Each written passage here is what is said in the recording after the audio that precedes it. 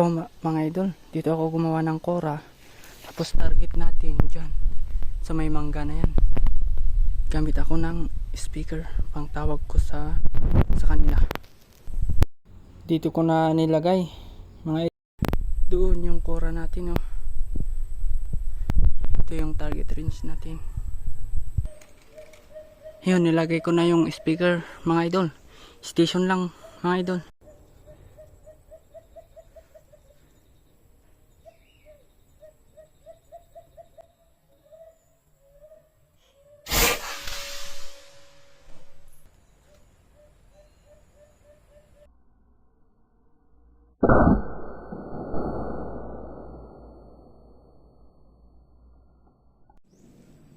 Ito.